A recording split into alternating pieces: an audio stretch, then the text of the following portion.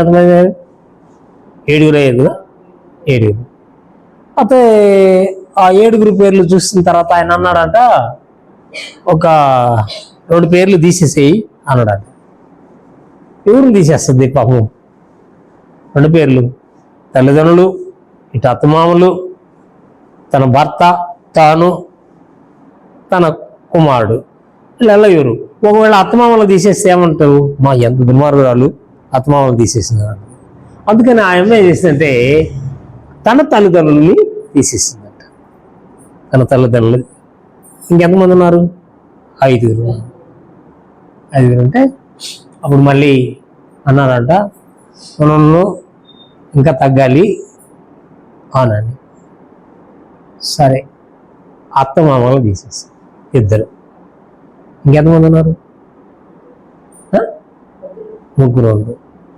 ఇది 3 ఉన్నారు. అప్పుడు మళ్ళీ ఉన్నదట, మరొక 2 పేర్లు తీసేయమన్నమాట.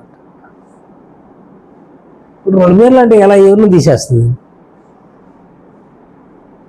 తను, తన భర్త, పిల్లవాడు. తన పిల్లవాడి పేరు తీసేసింది. ఇప్పుడు మిగిలింది వీళ్ళిద్దరు. వీళ్ళిద్దరిలో ఒక్కరే ఉండాలి. ఎవరు? తన పేరు తీసేసుకుంది, ఉంది భర్త. అప్పుడు అడిగారంట, నువ్వెందుకు ఇలా చేశావు? ఇప్పుడు నువ్వు నీ పిల్లవాడిని తీసేసావు, నీ తల్లిదండ్రులు తీసేసుకున్నావు, అత్తమామలు తీసేసుకున్నావు అని చెప్పిన సమాధానం ఏంటంటే, నా తల్లిదండ్రులు నన్ను 20 సంవత్సరాల వరకు పెంచారు, మరొకరికి ఇచ్చారు. ఇప్పుడు నేను మా తల్లిదండ్రులకు కాదు నేను బాధ్యత. ఇట అత్తమామలు, భర్త, వెళ్తాను. సరే, ఏడుకొచ్చావు, మరి నీ కుమారుడు తన కనుక్కున్న కడుపు కదా, మరి కొడుకుని ఎందుకు అని ఆమె చెప్పిందంటే, నా కొడుకు ఏదో ఒక రోజున పెళ్లి చేసుకున్న తర్వాత తాను నాకు దూరం అయిపోతాడు. తన భార్య, పిల్లలతో ఉండేది మేమిద్దరమే. అయితే మా ఇద్దరిలో కూడా ఆయనే ఉండాలి, నాదేముంది, ఆయన ఉంటే చాలు అని అనుకొని నేను అలా చేశాను. అంటే ఇలా ఎందుకు నేను చెప్తానంటే, ఒక ఎంపిక చేసుకునేటప్పుడు దేన్ని చేసుకుంటాం? మనము మన స్వార్థానికి చేసుకుంటాం కదా. ఇక్కడ హేరోదు అంటున్నాడు, పిలాతు అంటున్నాడు, అరే మీరు ఏంటి, ఎవరిని ఎన్నుకుంటారు? ఎవరిని? వీళ్ళకి 2 ఉన్నారు. ఈ 2లో అంటే ఒక నియమం ఉంది. పస్కా పండుగ సమయంలో వాడు ఎంతో దుర్మార్గుడైనా ప్రజలు కనుక కోరుకుంటే ఒక ఖైదీని విడిచించేదండి. అందుకని వీళ్ళందరూ ఏంటున్నారు, క్రీస్తునేమో సిలువ వేయండి, బరబ్బను విడిచిపెట్టాను. అది కోరుకునేది ఎట్లా ఉండాలి? మనం నువ్వేది కోరుకున్నావు? ఓ ప్రక్క క్రీస్తు ఉంది, రెండో ప్రక్క లోకం ఉంది. లోకంలోకి వెళితే నీవు లోకరీత్యా సంతోషాన్ని, ఆనందాన్ని నీ మనస్సుకు నచ్చిన రీతిగా నువ్వు జీవించవచ్చు.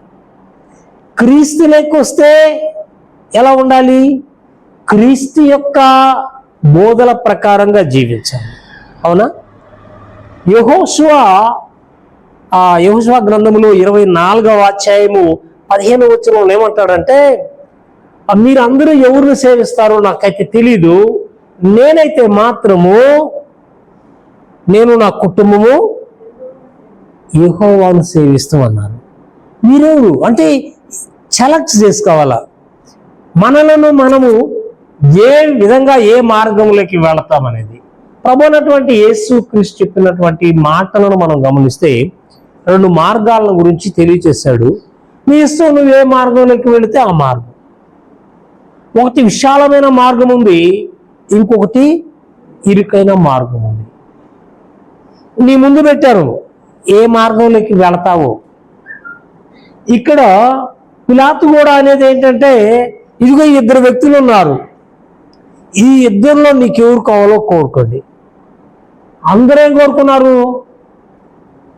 బరబ్బని కోరుకున్నాను. అంటే ఈరోజు లోకం ఎలా ఉంది అని అంటే చెడుకే ఎక్కువ సపోర్ట్ చేస్తారు, చెడునే ప్రేమిస్తూ ఉంటారు, చెడు మార్గంలోనే వాళ్తూ ఉంటారు, చెడుకే సపోర్ట్ చేస్తూ ఉంటారు, చెడుకి సపోర్ట్ చేస్తారు.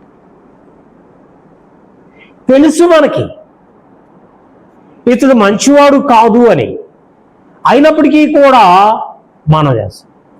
ఈరోజు మన భారతదేశంలో కూడా మనం గమనించినట్లయితే నన్ను అడిగితే క్రైస్తవులు ఎవరు వాళ్ళ మీదకి పోయి యుద్ధం చేసి నువ్వు మారండి మారండి అని నన్ను అంటున్నారు. అట్లా ఊరు లేదు. కానీ వీళ్ళకి భయం ఏంటంటే అందరూ ఈ మార్గంలోకి వెళ్తున్నారు, అందరూ ఈ మార్గంలోకి వెళ్తున్నారని.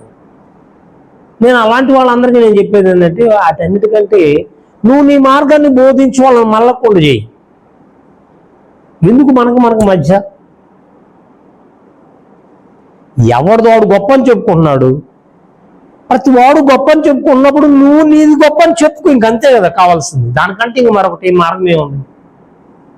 దానికి మనము ఒకళ్ళ మీదకి పోయి సాటి మానవుణ్ణి చంపుకోవడము, పొడుచుకోవడము, ఎలా చేయడం అలా చేయడము, అది ఏ దేవుడైనా సహిస్తాడా? దాన్ని దేవుళ్ళు అదే చెప్తారా? కాదు కదా. ఆ రోజు యేసుక్రీస్తుకి సిలువ వేసినటువంటి ఆ దినాల్లో ఒకవేళ మనముంటే ఏమంటాం చెప్పండి? అరే ఇదేంట్రా వాడు అంత దొంగోడైతే వాడిని ఎందుకు కోరుకుంటాము, అదే గనక నేను ఆ సీన్లో ఉండుంటే నేను ఒప్పుకోను అని అంటాం. కానీ మనం కూడా అక్కడ ఉండుంటే వాళ్ళలాగానే అయిపోయింది. అవునా? ఈరోజు ఇక్కడ బాగున్నాం కాబట్టి మనం చెప్పుకోగలుగుతున్నాం. ఆ సీన్, ఆ సిచ్యువేషన్లో మనం కనుక ఉండుంటే మనం ఏమైపోయేవాళ్ళం? చెప్పగలిగేవాళ్ళం. కాబట్టి మనం చేయాల్సినటువంటి పని ఏంటంటే మనము నడిచే మార్గము ఎంతవరకు మంచిది చెప్పేది కాదు కావాల్సింది, చేసేది కావాలి. చాలామంది మంచి మార్గాన్ని గురించి బోధిస్తారు. అలాంటి పాస్టర్లు అందరూ కూడా బోధిస్తారు. ప్రజలు ఏం చూస్తున్నారు అనేది వీళ్ళకి తెలియదు పాపం. మీరు యాజ్ ఏ పాస్టర్ కాబట్టి మీరు నన్ను ఏమి వ్యతిరేకించలేక నాలో ఏదైనా పొరపాటు ఉన్నా సరేలే ఆయన కర్మ ఆయన చూసుకుంటాడు మనకెందుకు లేను అనుకుంటారు. ఇది తప్పే. ఎందుకని మేలు చేయ నెరిగి ఇండియు చేయకుండా ఉండడం పాపం అంటాడు. మీరు ఏం చెప్పాలంటే పాస్టర్ గారు మీరు ఇంతగా మాకు బోధిస్తున్నారు కదా, మీకున్న ఈ బలహీనత దాన్ని కూడా మీరు సరి చేసుకుంటే ఇంకా చాలా బాగుంటుంది కదా అన్నారు అనుకోండి. అప్పుడు రెండోసారి నేను పుల్పిట్కి వస్తే చాలా జాగ్రత్తగా వస్తాను. రేయ్ ఎక్కడన్నా తప్పు జరిగిపోతుందేమో అన్నటువంటిది ఉంటుందా ఉండదా? ఉంటుంది, ఖచ్చితంగా ఉంటుంది. పౌలు ఒక మంచి మాట చెప్తాడు. అదేంటంటే నేను క్రీస్తుని పోలు నడుచుకుంటున్నాను, మీరు నన్ను పోలు నడుచుకోండి అంట. ఈ రోజుల్లో ఎవరైనా ఆ పాస్టర్ ఆ మాట చెప్పగలడా? మీరు నన్ను పోలు నడుచుకోండి అని అంటే ఎట్లా ఉంటుంది? ఒకసారి నువ్వు పాస్టర్ గారు ఆన్లైన్కి వెళ్తుందా? అది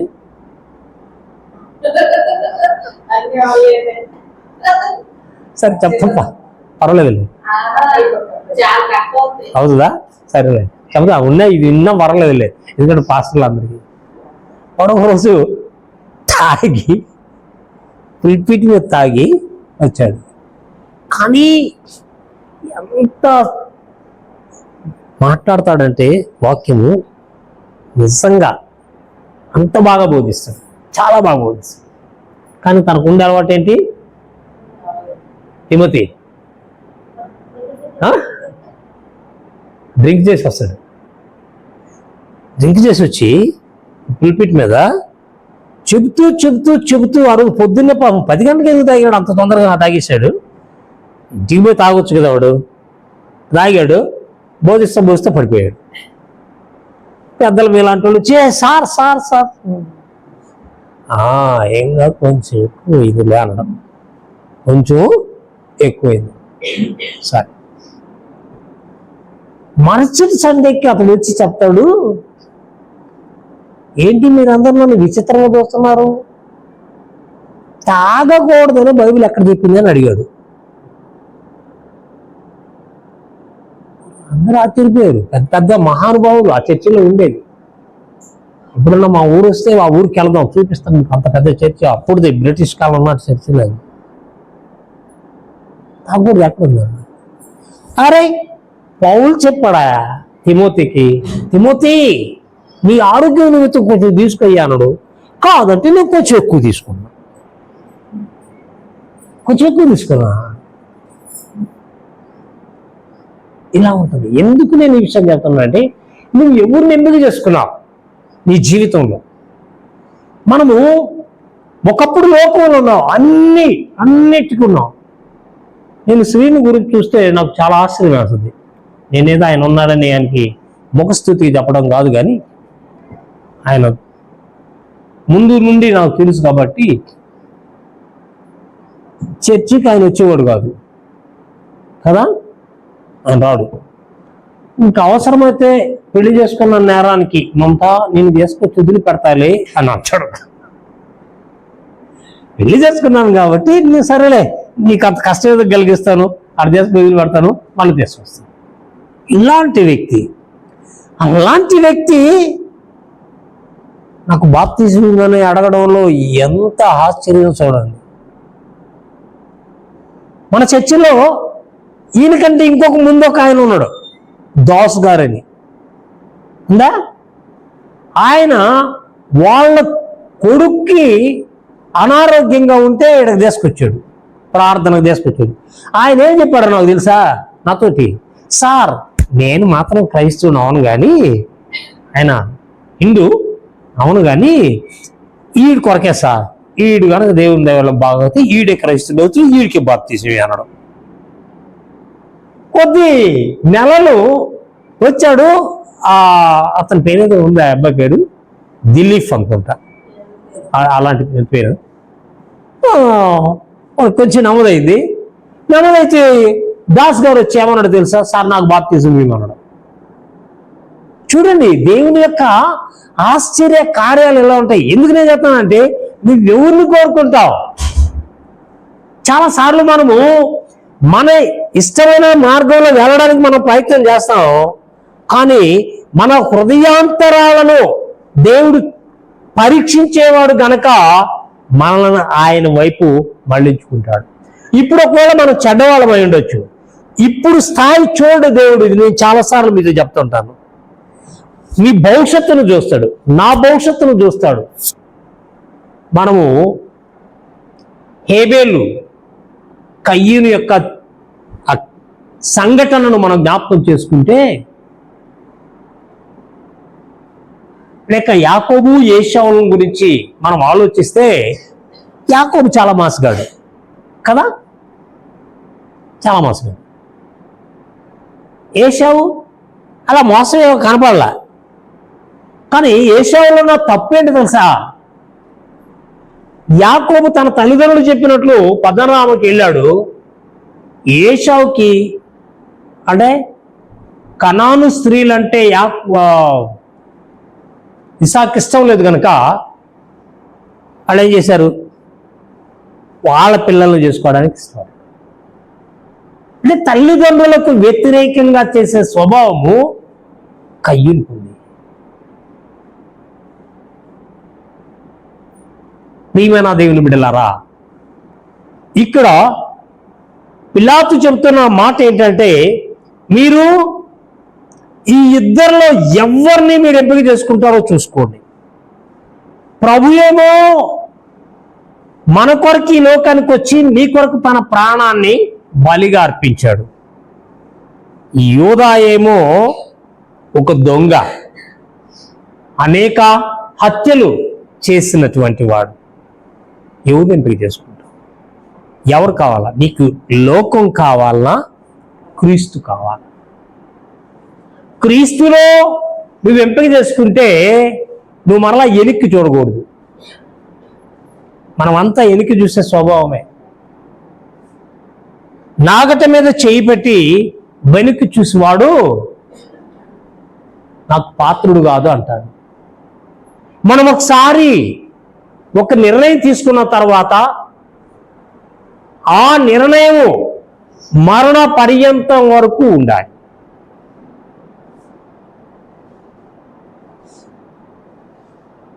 మరణ పర్యంతం. ఈ బీచ్లో మళ్ళా మారేది కాదు అది. దేవుని వాక్య ప్రకారంగా ప్రథమ స్థానము మనం ఎవరికి ఇవ్వాలి? దేవునికి ఇవ్వాలి. మనం ఎంతమంది ఇవ్వగలుగుతున్నాం ప్రథమ స్థానం? మనం ఎవరికి వీలకపోతున్నాం. కాబట్టి దానికి బట్టి ఆలోచిస్తే దేవుణ్ణి మనము మహిమపరచలేకపోతున్నాం. లోకం వైపే వెళుతున్నాం. లోకాశలకే మనం గురవుతున్నాం. లోకముతో పాటు మనం పరిగెత్తుతున్నాం, క్రీస్తుతో కాదు. క్రీస్తుతో నువ్వు వెళ్ళినట్లయితే ఈ లోకాన్ని నువ్వు విడిచిపెట్టాలి. అందుకనే మొట్టమొదట ఆయన నీతిని వెతకండి, ఆయన రాజ్యాన్ని వెతకండి. మనం చేయాల్సినటువంటిది అది. ఆయన నీతి, ఆయన రాజ్యం. క్రైస్తవ్యము అంటే ఏదో ఆదివారం నాడు ప్రార్థన చేసుకుని వెళ్ళిపోయేది, క్రీస్తు దేవుడు అని చెప్పుకునేది, 2 పాటలు పాడుకొని ప్రార్థన చేసుకునేది కాదు. క్రీస్తు యొక్క జీవన విధానం లోకానికి మనం పంచాలి. అది మన బాధ్యత. మీరు సర్వలోకానికి వెళ్ళి సర్వసృష్టికి సువార్తను ప్రకటించమని ప్రభు చెబితే ఆ మాట ప్రకారంగా మనము ఆ సువార్తను చెప్పాలి. క్రీస్తు యొక్క మంచి స్వభావాన్ని, ఆయన తన పట్ల శత్రుత్వం కలిగినటువంటి వారిని ప్రేమించాడు, మనం కూడా ప్రేమించాలి. ఈరోజు చాలామంది క్రైస్తవ్యానికి శత్రువులుగా ఉన్నారు. వాళ్ళని తిట్టడం కాదు, వాళ్ళని చంపమనడం కాదు, లేకపోతే వాళ్ళని నాశనం చేయమని కోరడం కాదు. మనం చేయాల్సిన పని ఏంటంటే వాళ్ళని మార్చు ప్రభువా, వాళ్ళను మార్చు. దేవునికి అసాధ్యమైనది ఏది లేదు. ఎందుకో తెలుసా? పౌలు క్రైస్తవుడు అనే మాట పదం లేకుండా చేస్తానన్నాడు. అధికార పత్రాన్ని కూడా తీసుకున్నాడు వాళ్ళని చంపడానికి, బంధించి వాళ్ళందరిని లాకర్లో వేసి వాళ్ళని హింసించి బాధించేయాలన్నాడు. చివరికి తానే చేయడం జరిగింది. ఈరోజు మీరు యూట్యూబ్లో చూసినట్లయితే స్వచ్ఛమైన బ్రాహ్మణ కుటుంబాలు క్రైస్తవులయ్యారు. నువ్వు ఎవరిని బలి చేసుకుంటావు? లోకంలో చాలా మంది ఉన్నారు, గొప్ప గొప్ప వ్యక్తులు ఉన్నారు, దేవుళ్ళనే పూజించబడేవారు ఉన్నారు. ఎవరైనా వచ్చు. వారి యొక్క క్రియలను బట్టి మనం ఎంపిక చేసుకోవాలి. సపోజ్ నేను ఒక దైవజనుడిగా నేను చెప్తున్నాను, అరే ఈయన ఇలా చెప్తున్నాడు, ఈయన యొక్క నడవడిక ఎలా ఉంది, ఈయన జీవంత విధానం ఎలా ఉంది, కేవలం ఏదో ఆ రోజు పబ్బం గడుపుకోవడానికే చేస్తున్నాడా, లేకపోతే తన యొక్క నిత్య జీవితంలో కూడా అలాగుందా?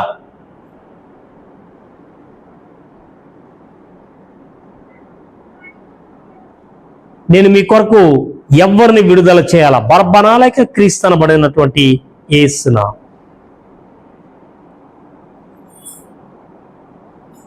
అలాగైతే క్రీస్తు అనబడినటువంటి యేసుని నేనేం చేయాలి? మీరు బరబ్బానే అడుగుతున్నారు. బరబ్బాని అడిగితే క్రీస్తునే చేయాలి, క్రీస్తుని సిలువేయాలి. ఏంటి ఆయన చేసిన నేరం? ఏదైనా ఉందా? ఆయన ఏ నేరం చేయలేదు, కానీ సిలువేయాలి. ఇదంతా కూడా ముందుగా వ్రాయబడినటువంటి లేఖనాలు నెరవేరడానికి జరిగిందే. మనం అనుకుంటున్నాం అయ్యో ఇలాంటి పరిస్థితి ఎందుకు వచ్చిందా అని. అది రావడం ఎందుకు అని అంటే నీ కొరకు నా కొరకు. నేను ఒక చిన్న కథ చదివా, అంతా చదవలేదు, కొంత చదివాను, దాన్ని నేను చెప్తాను మీకు. ఒక అబ్బాయి 20-21 సంవత్సరం అబ్బాయి ఉరిశిక్ష పడింది వాడికి, 2 రోజుల ఉరిశిక్ష. అబ్బాయి అక్కడ ఎస్ఐ గారు వాళ్ళందరూ అడిగారంట, అరే నీకు లాస్ట్ కోరిక ఏదన్నా ఉంటుంది కదా, కోరిక ఏంటో చెప్పమని అని అంటే వాడు ఒక విచిత్రమైన కోరిక కోరుకున్నాడు. ఏంటో తెలుసా? నేను పెళ్లి చేసుకొని ఒక్కరోజు నా భార్యతో గడపాలని ఉంది కాబట్టి నాకు పెళ్లి చేయమన్నాను. చివరి కోరిక తీర్చాలి కదా. అరే ఏంట్రా నువ్వు ఇలాంటి కోరిక నువ్వు కోరుకుంటున్నావు, అది అవుతుందా అని అంటే, సార్ అవుద్ది సార్, మీరు పోండి సార్, నేను నివాసం చేస్తే మా కాలనీ ఉంది కదా, ఆ కాలనీలోకి వెళ్ళి ఈ మాట చెప్పండి, ఇప్పుడు ఒక్క రోజు కొరకు ఆ అమ్మాయి నీ అంటే ఏమంటారు దాన్ని, విడో అవుతుందంటారా? ఎవరు ఇష్టపడతారు అట్లా? మీరు ఇష్టపడరు కదా అంటే మీరు పోయి చేయండి, లేకపోతే ఓకే నాకు ఉరిశిక్ష చేయండి. ఒక్కరోజే వెళ్ళి ఆ రాత్రి గడపతా ఆమెతోటి, తెల్లవారు నన్ను ఉరిశిక్ష చేయమని. వీళ్ళు పోయి ఒక చేత చాటింపు వేయించాడు. ఈ చాటింపు వేసిన 2 గంటల లోపల ఒక అమ్మాయి బాగా ముస్తాబయ్యి పెళ్లి కూతురులాగా స్టేషన్కి వచ్చేసిందంట. ఏంటి అని అంటే వాళ్ళు బిత్తరపోయి, ఏమమ్మా ఏంటి, ఎందుకు వచ్చావు, ఏం పని మీద వచ్చావు అంటే, మీరు ఇంతకు ముందే కదా సాటింపు వేసి వచ్చారు మా కాలనీలో, ఎవడో ఒకడు చెరసాల్లో ఉన్నాడు, వాడికి ఒక్క రాత్రి పెళ్లి చేసి రాత్రి గడిచిన తర్వాత తెల్లవారి అంట నేను వచ్చాను. ఎస్పీ వాళ్ళందరూ అంటే నీకు బుద్ధి ఉందా లేదే, ఒక్క రోజుకి వాడితో నువ్వు కాపురం చేస్తాను అంటున్నావు, ఏంటి నీకు తెలుసు అసలు వాడు ఎవడో నీకు తెలుసు అంటే, నాకు వాడు ఎవడో తెలీదు, మీరు చెప్పారు ఒక్క రాత్రికి పెళ్ళవ్వాలి, వాడితోటి కాపురం చేయాలని, నేను దానికి ఇష్టపడ్డా. ఎంత సంజాయించినా ఆ అమ్మాయి నో అంటే నో అంటుందంట, నేను మాత్రం వాడిని చేసుకుంటాను. నీకేమన్నా తెలుసా, బంధువా అంటే అది ఏం లేదు, చేసుకుంటా. ఇక ఏది చెప్పినా కాకపోతే వాడిని ఆ అమ్మాయిని ముస్తాబు చేసి పెళ్లి కూతురు చేసి ఆ సెలలో పడేశారు. రాత్రి తెల్లవారి ఉరిశిక్ష. తెల్లవారింది, వాడు లేడు. అందరూ ఎత్తుగారు, ఒరే ఏడబోయాడురా, ఏడ్రా, ఈ పిల్ల ఒక్కతే ఉంది, ఏడి సెలవులు ఎట్లుంటది.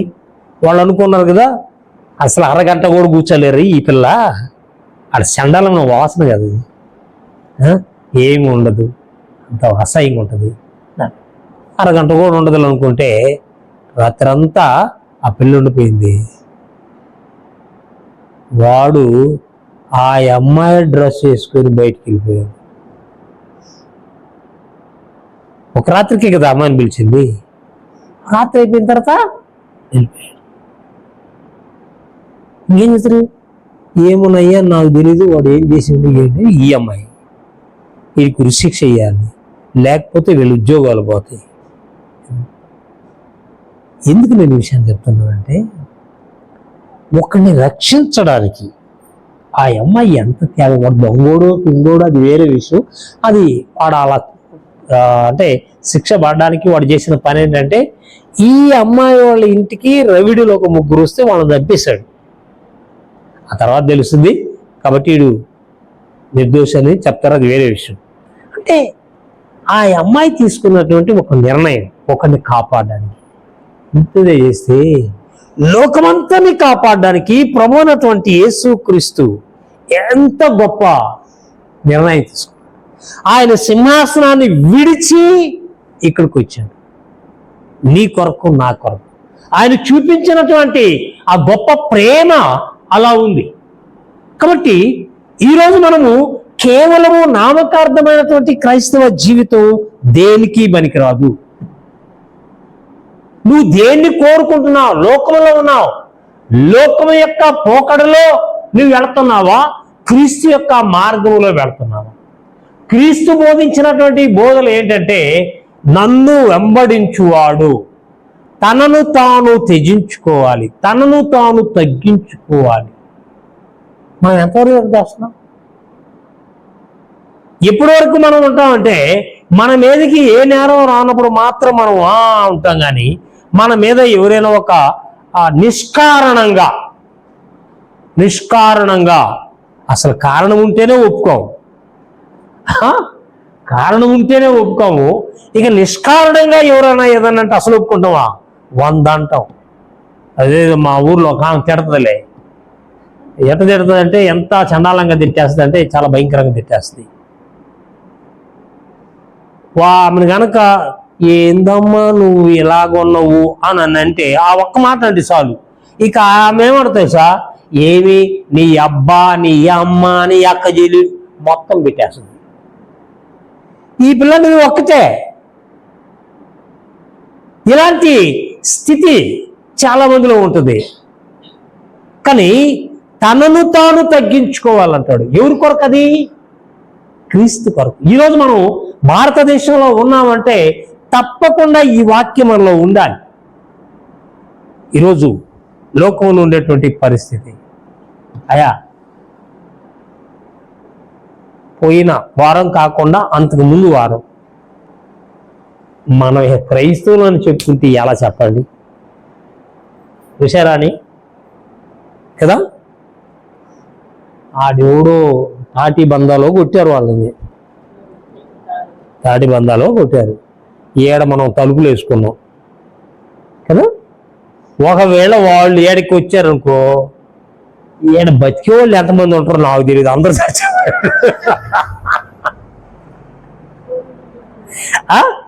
హార్ట్ అందరికి ఫెయిల్ అయిపోయి అసలు పడితే వాళ్ళు చూసి గమ్ముపోతారు, వీళ్ళందరూ చచ్చిపోయిన అనమాట అంటారా. మనకి కష్టం లేకుండా చేశారా వీళ్ళు అనుకుంటారు. అట్ట పరిస్థితి ఉంది. అవునా? చూసారా, మనం కేవలం ఏదో చెప్పుకుంటాం కానీ అలాగా ఇలాగా లేకపోతే పాడుకుంటాం కానీ దాని ప్రకారం ఉన్నాం. అందుకనే ఒక పాస్టర్ గారు అంటున్నాడు, క్రైస్తవులంతా అబద్ధాలు ఆడరట. అది ఏం ఆడరంటే అబద్ధాలు ఆడరట. మరి ఇంకేం చేస్తారు? అబద్ధాలు పాడతారంట. అబద్ధాలు పాడతారంట కానీ అబద్ధాలు ఆడరంట. నిజమే కదా అది. ఎందుకంటే పాట ఎంత బాగుంటుందో తెలుసా? ఆ పాటని మనం చాలా బాగా పాడుకుంటాం, కానీ పాట ప్రకారంగా మనం జీవిస్తామంటే నథింగ్. ఉండాలి ఈ జీవితంలో మనం పాడుకున్నటువంటి ఆ పాట వైఖరిని మనలో రావాలి. నేను ఒక మాట చెబుతూ ఉంటాను. పురుషోత్తం చౌదరి తన ఇంటికి వెళితే, ఆయన మన కీర్తన పుస్తకంలో పురుషోత్తం చౌదరి అని ఉంటుంది, అన్నీ ఆయన రాసిన పాటలన్నీ చాలా బాగుంటాయి. అయితే వాళ్ళు తన భార్య తన తల్లిదండ్రులు చాలా తక్కువ చూశారు, చీప్గా చూశారు. ఆయనేమో మంచి గొప్ప కుటుంబంలో పుట్టినటువంటి ఆయన. అలాంటి వాడిని వీళ్ళందరూ ఏమన్నారంటే, అంటే ఒక నీచ జాతికి చెందినటువంటి వాళ్ళ మతాన్ని నువ్వు తీసుకున్నావు, ఇంటికి రావద్దని. అయినా ఒకసారి ఆ భార్యని తల్లిదండ్రులని చూడాలని ఆయన వస్తే, ఆమె భార్య అన్నం పెట్టడానికి చేతుల్లో ఇలా పెడతారు కదా, నీకు తెలీదు, తెలుసా? నీకు తెలీదు. పల్లెటూళ్ళల్లో ఎవరికన్నా భోజనం పెట్టాలంటే రైతులు పెట్టారనుకోండి, ఈ పని చేసే వాళ్ళు ఇలా కూర్చుంటారు అనమాట. కూర్చొని ఇట్లా కూర్చొని ఇట్లా చేతులు పెడితే, ఈ చేతులు వాళ్ళు పెడితే అటు తింటుంటారు, అలాంటి పరిస్థితి. అలాగా ఈ పురుషోత్తం చౌదరికి భార్య తీసుకొచ్చి అన్నం పెడతా అడిగిందంట. ఏది నీ గిన్నె ఏది అన్నదంట. గిన్నె లేదు. సరే ఆడు కూర్చోబెట్టి అన్నం చేతిలో పెడితే, ఆ చేతిలో ఇలా అన్నం పట్టుకొని ఆయన పాడాడంట. లోకము వారెల్ల లోకువ చూపిన లోపము నీకేమిటే. తన మనసుతో చెప్తున్నాడు, లోకం అంతా నేను తక్కువ చూస్తే నీకేమైంది? నీకు ప్రభు అయినటువంటి క్రీస్తున్నాడు కదా నీకు అండగా, ఆయన తోడుగా ఉన్నాడు కదా. ఇలాంటి వాళ్ళందరూ కూడా నేను తక్కువగా ఏలో అలా దూరంగా పడేసి ఎవరు అంటరాని వాడికి పడేసినట్టు పడేస్తే ముద్దా నువ్వెందుకు చింతపడతావే? చింతపడగా అన్నాడు. అవునా? కాబట్టి లోకం ఎవరు ఏది చేసినా మనం భయపడాల్సిన లేదు. ఒకవేళ ఈరోజు మనం చంపినా మనం ప్రాణం ఇవ్వడానికి, ఎందుకంటే ఆయన నీకు ఇచ్చాడు కదా. ఈ అమ్మాయిని నేను చెప్తున్నాను కదా, ఎంత త్యాగం అంటారు అది. ఒక వ్యక్తిని అంటే ఆ అబ్బాయి వాళ్ళ కుటుంబాన్ని కాపాడాడు. దానికోసము ఎంత త్యాగం అంటే ఒక స్త్రీ అసలు ఎప్పుడు కూడా చేయదు అలాంటి త్యాగం. ఒక్క రాత్రి భార్య అనిపించుకొని రెండో రోజు వీడో అనడానికి ఏ స్త్రీ ఒప్పుకోదు. అలాంటి గొప్ప త్యాగం చేసింది. కేవలము తన కుటుంబాన్ని కాపాడాడు అని. లోకమంతటిని కాపాడినటువంటి యేసయ్య కొరకు ఈ ప్రాణాన్ని మనం ఎంతవరకు ఇవ్వగలుగుతున్నాం? నువ్వెవరిని ఎంపిక చేసుకుంటున్నావు? ఇప్పటికీ కూడా లోకం వైపే మనం వెళుతున్నామా, లేకపోతే క్రీస్తు వైపు వెళుతున్నామా? లోకం వైపు వెళితే అన్ని సుఖశాంతులు సౌఖ్యాలు ఉంటాయి. కానీ క్రీస్తు వైపు వస్తే అవన్నీ విడిచిపెట్టాలి.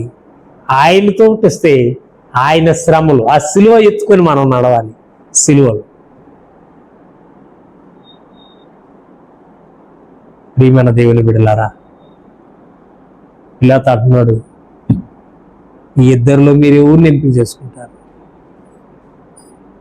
అదే పిల్లత అంటున్నాడు, అది క్రీస్తన వాడిని యేసుని ఏం చేయమంటావు? ఏం చేయాలి? మనం ఏం చేస్తున్నాం? ఇప్పుడు కూడా మనం సిలువకి వేస్తున్నాం. ఎందుకు అని అంటే సరైనటువంటి విధానములో క్రీస్తు యొక్క పోలికలు మనలో లేకపోతే మనము ఈరోజు కూడా ఆయన్ని సిలువకి వేస్తున్నట్టు. మన తల్లిదండ్రులు మనల్ని అంటారు, ఎలా పుట్టారా నా కడుపున అంటారు. ఎందుకని? వాళ్ళు సరిగ్గా లేనప్పుడు మంచిగా ఉంటే సంతోషిస్తారు. వాళ్ళకి తల్లిదండ్రులకి ఏదైనా అప్రదిష్టత ఇస్తే ఎలా పుట్టావరా అన్నమాట. క్రీస్తుకి మనం అవమానం కలిగించే రీతిలో మనం జీవిస్తే ఎందుకు క్రైస్తుడయ్యరా, ఎందుకు నా పేరు పెట్టుకున్నావరా అంటాడు. అవునా? కాబట్టి అంత్య దినాల్లో మనం ఉన్నాం, గుర్తుపెట్టుకోండి. ప్రభువు చెప్పింది ప్రతి ఒక్కటి నెరవేరుతూ ఉన్నాయి. అంతా వీళ్ళందరూ ఇప్పుడు ఈ రోజుల్లో అంటే రాజ్యాన్ని పరిపాలించే వాళ్ళందరూ సరైనటువంటి ప్రజల యొక్క మెప్పుతో వచ్చిన వాళ్ళు కాదు. వస్తున్నది అట్లా కాదు. తప్పు మార్గం అవుతుంది. ఆ మార్గంలో ఉన్న వీళ్ళు వస్తున్నారు, వాళ్ళే ప్రభుత్వాలు వెళ్తున్నారు. ప్రభు వాక్యంలో చెప్పిన ప్రకారంగా అదే జరుగుతుంది. కాబట్టి మనం జాగ్రత్తగా ఉండాల్సినటువంటి అవసరం ఉంది. మనలను మనము పరీక్షించుకొని క్రీస్తు యొక్క మహిమ కొరకు జీవిద్దాం, క్రీస్తులో నివసిద్దాం. క్రీస్తుకే ఘనత, మహిమ, ప్రభావం కలిగినట్లు మనలను మనము దేవునికి సమర్పించుకుందాం. దేవుని మిమ్మల్ని దీవించును గాక. ప్రార్థన చేద్దాం. ప్రేమగల మా తండ్రి, దయగల ప్రభువా, పరిశుద్ధుడా, నీకు వందనాలు. మీరు అనుగ్రహించిన కృపలను మేళ్ళన్నిటి కొరకు వందనాలు చెల్లిస్తున్నాం. మా ప్రభువా, మా దేవా, ప్రత్యేకంగా ఈ మధ్యాహ్న సమయంలో మేము ఎవరిని ఎంపిక చేసుకుంటున్నాము, ఏ మార్గములో మేము నడుచుకుంటున్నామో మరొకసారి మమ్మల్ని పరీక్షించుకోవడానికి మీరు మాతో మాట్లాడినందుకు వందనాలు చెల్లిస్తున్నాం. క్రీస్తు మార్గాన్ని మేము ఎంపిక చేసుకొని మా ప్రభువా, క్రీస్తు యొక్క సారూప్యం మా అందరిలో ఉండడానికి సహాయం చేయండి. ఇక్కడున్న నీ బిడ్డలందరూ కూడా దీవించి ఆశీర్వదించమని యేసు నామమున తండ్రి. ఆమేన్.